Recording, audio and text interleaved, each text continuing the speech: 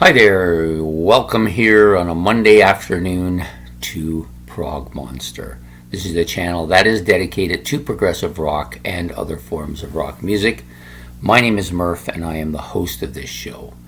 So this show is a look back at a classic rock album, the show that we do every Monday night, in which I bring an album out that is a classic for me. And the classic details for me is it's got to be older than 15 years and it's got to be at least a 2, high 2 would be good, a 1 or a masterpiece.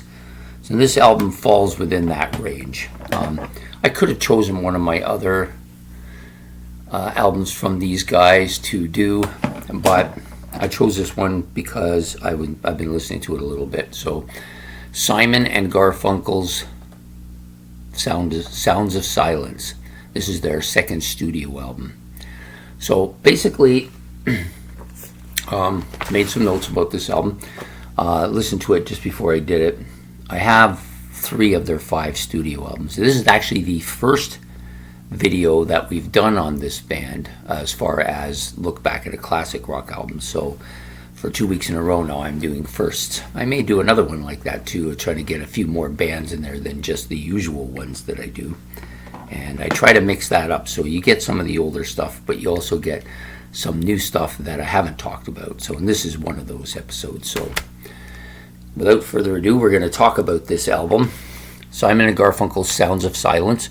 This was released January the 17th, 1966. Recorded at Columbia and 7th Avenue Studios in New York City. It's about 29 minutes in length. Actually kind of short for an album, but when you think about the time period, probably not that unusual. Produced by Bob Johnson and Tom Wilson. So that's your basic vital statistics. Also appearing on this album, Paul Simon on vocals and guitar, Art Garfunkel on vocals, Fred Carter Jr. on guitar. Glenn Campbell is on this album playing on guitar as well. Joe South also on guitar. So they had a number of guitar players doing different parts, obviously. Larry Knechtel on keyboards, Joe Osborne on bass, and Hal Blaine on the drums. For the overdubbing of the electric parts onto the Sound of Silence, the title track, they also had Al Gorgny and Vincent Bell playing the electric guitar here, Joe Mack on bass, and Bobby Craig, or Greg I guess is how you say it, on drums. So yeah, initially the album, there was 2 versions of the album, one released as an acoustic version and then another one released with the overdub electrics. And this particular album that I have here is a remastered from 2001, even though the album was originally recorded in 1966. This is them, kind of their breakthrough album, I think. Their first album was okay, but this one kind of brought them. It was the first of 4 massive albums for them. So without further ado, we're just going to go through some of the tracks here. So the title track, Sound of Silence, which is the also self-titled, well, yeah, it's a self-titled album. I just said that, right? Fantastic harmonies on this. Really catchy melody, I think. The story is a little bit gripping. They're telling a story. And it's, of course, a pop, vocal kind of feel to it overall. One of their fairly well-known tracks, too.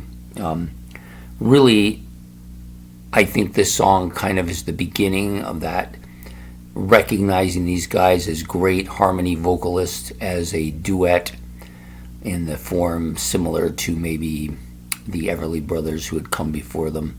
But to me, these are the 2, arguably the 2 best, I think, at this type of thing.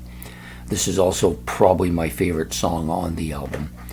But then you have a bunch of stuff that's a little bit more deep cut, and for those of you who don't follow this won't know these tracks, but I know them.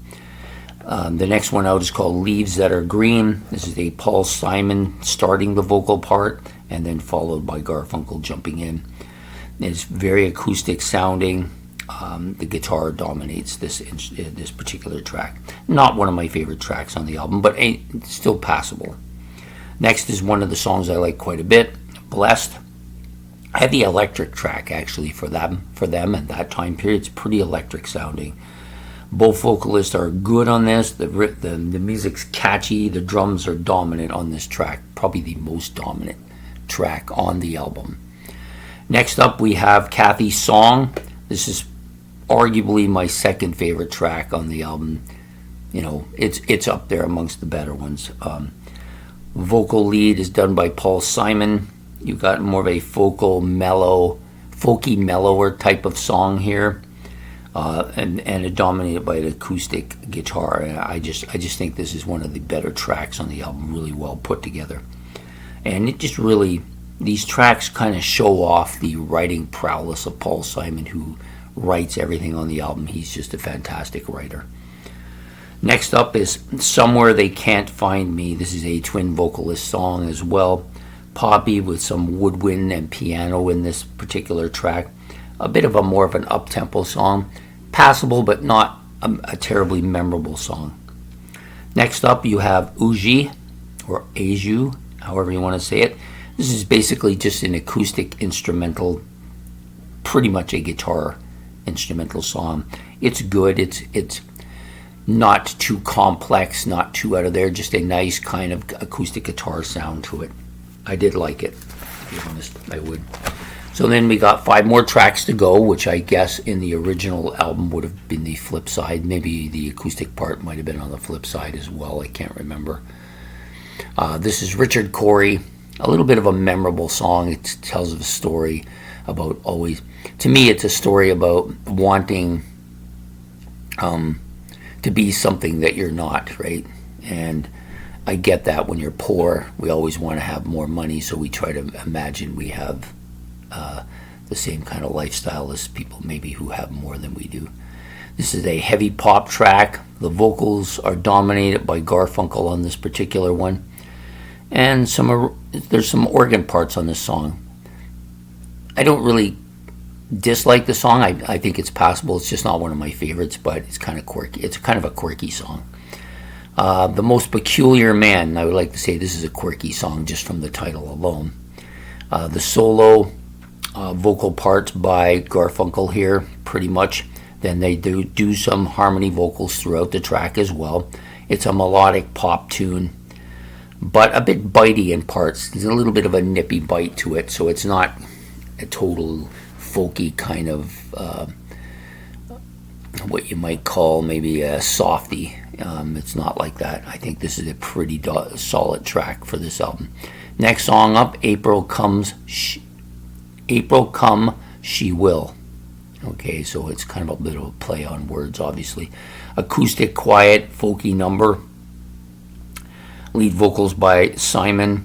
Some strong harmony vocals on this track. It's a good, solid track. I like this song. It's one of my favorites on the album. I don't think it's a well-known track, but it definitely is one that I like, and what it's catchy in that it makes you want to sing. So, and that is Garfunkel and them at their best. When you're wanting to sing along with them, they've hooked you. Next up is Got